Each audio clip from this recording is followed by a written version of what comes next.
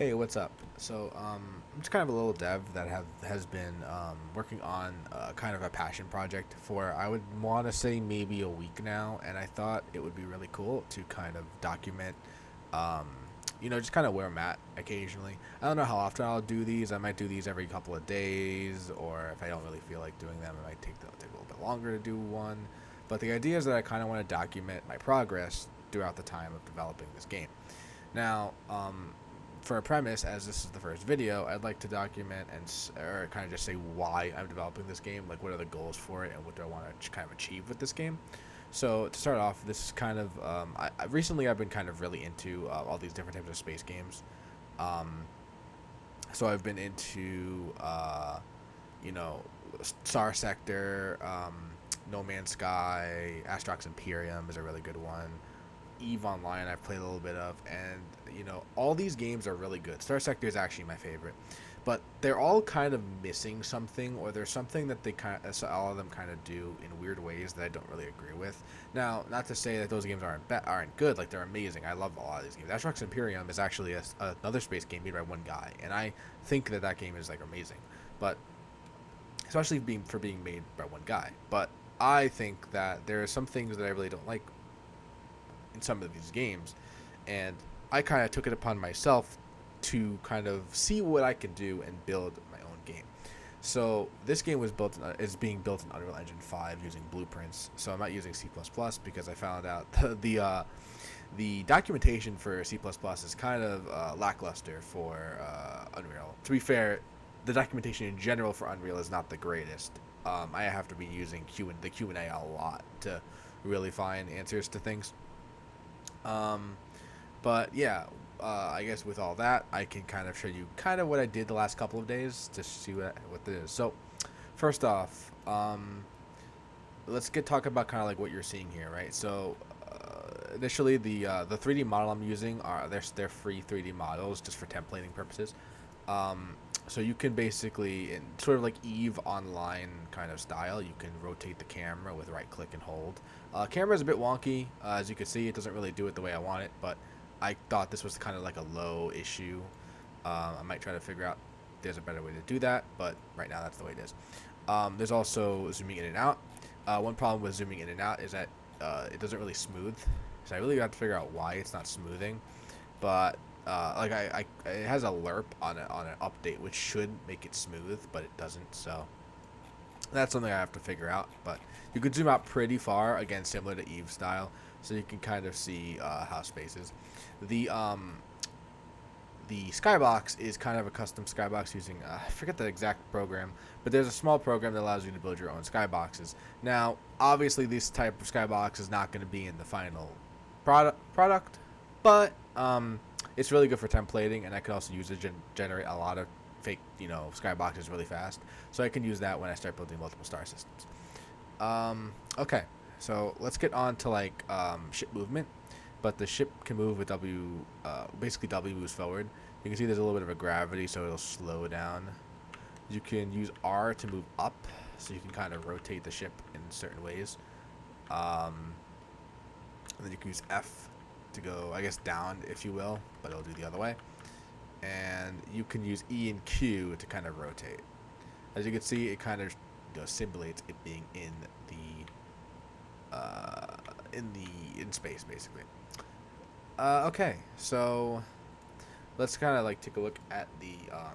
Oh, actually, first before I do that, sorry, I have a little list here to just kind of go through. You can basically switch ships using the left and right. So I have two ships actually here, and as you can see, it updates the hull, armor, and the shield directly. They kind of update every frame, so if you get hit or something, it just kind of auto takes that into account, or so it should. Yeah, and these are kind of the two different things. So it allows you to basically switch between them. They also all have their own different top speeds. As you can see, the ship is way slower, so it only goes up to I think it's 300 or something, but it doesn't ever reach it. I have the way I do it, it doesn't ever reach the top speed. I definitely want to reevaluate that code, but it's fine for now at least. And as you can see, when I get this one, it accelerates way faster because it is part it's lerped, or like its top speed is higher, and so it lerps towards it, which means it'll go faster. But as you can see, its top speed is like 800. So yeah, let's kind of go into the GUI now. So at the bottom left, as you saw, there were the hull, armor, and the shield. Currently, right now, that's how it is, but obviously I want to make that look better. At the top right, kind of Eve style, you kind of will get pretty much all the actors in the level, and you'll be able to kind of jump to them, or autopilot to them if they're close by. So if I go further, because I think I have it as 2.5 or maybe 1.5, but so as you can see, you can kind of select them, and if you select one, it'll kind of have a outline to show you that it's selected. But I go further away, like further enough away, and then I click on this and I hit the H button.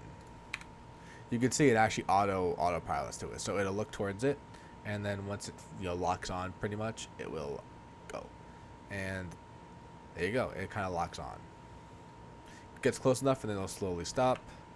However, I gotta make it so that it actually stops correctly, because it'll kind of it'll hit the station, and bad things will indeed happen. But yeah, so that's kind of cool. And also, I don't know if you noticed, you'll see it further, but this actually this will sort basically by closest to furthest. Let's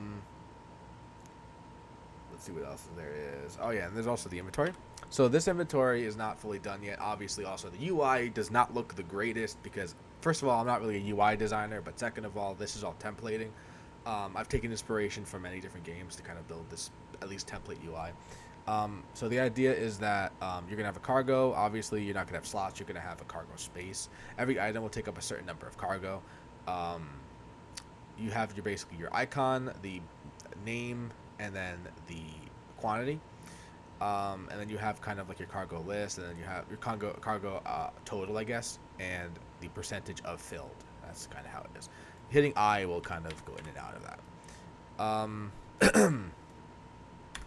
Now, the thing is that ships have different cargo. I need to kind of set it up, because this cargo is only in this ship, it should be. Whereas in this ship, there should be no cargo, but I need to set that up. Alright, what else is there? So, I showed you a non-warp autopilot. Now let's show warp autopilot. So if you get further enough, so let's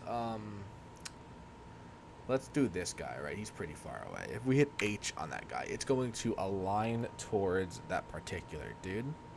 So, and now it's going to warp. And as you can see, it kind of did a little shaking effect. Though I was going to make it a lot better. As you can see, it when the distance gets higher, it does that. And you can see we jumped in. And I can go closer to it now. And I get close enough, I can enter the station. So now we can take a look at the station GUI.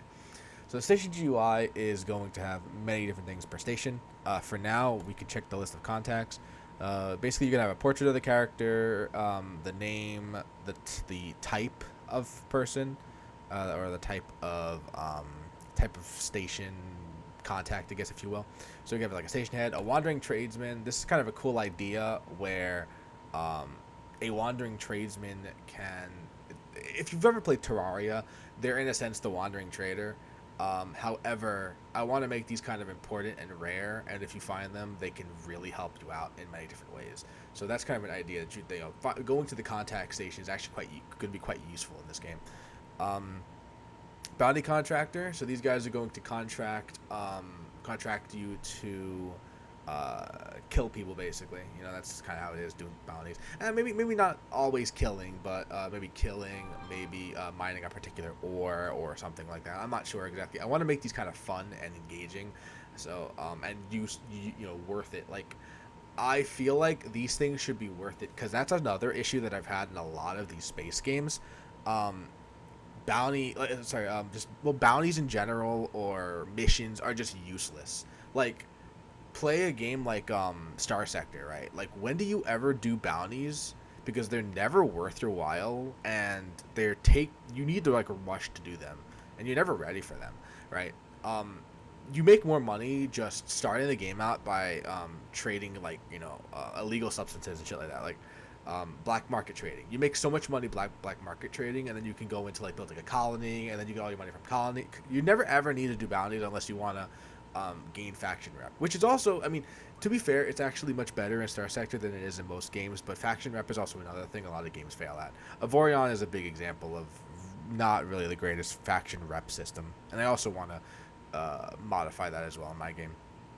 But yeah, so you know, the general purpose of my rant right there was basically to mention that I'd like, you know, you to actually be worth it to check a lot of these different areas, right?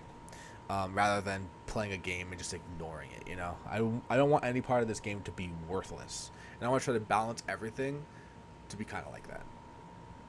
But yeah, so you have your type, and then underneath it will be faction. So, you know, you might have station contacts that are of different factions, and if you want to improve a particular faction rep, you can, you know, look at these contacts and see which factions they're a part of, and so forth.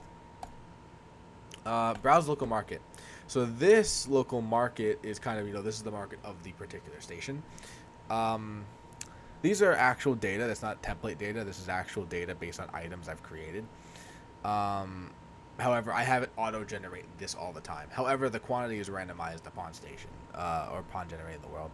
But yeah, you can see you have your item with the icon. You can see your quantity, your rarity, the type of item, and the weight that the item takes. What this is eventually going to happen is when you click on one of these, it'll populate the bottom with a sort of general basic market overview. And when you click on maybe something up here or something here, it's going to bring, I would like to have some sort of like graph of like this item at this particular market. I don't know how easy that's going to be, but that's something I'd like to do at least down the line. Then we have contracts. So contracts is a system in which, and this is not data at all. This is just templated right now. I plan to add data at some point. But the general idea of this is that this is going to be basically a space trucker's dream. That's my idea. As someone who kind of likes doing trade runs, this game is going to also allow for contract transporting. So that's not just normal missions. So this game actually doesn't have normal missions per se, because in most games it's kind of, you know, they end up doing poorly. However, this game is going to have contract transporting. Basically, if you've ever played Eve, and for what I remember, I actually never got too deep into Eve, but the idea behind Eve and what they do is that you can contract people to ship items or transport items from place to place.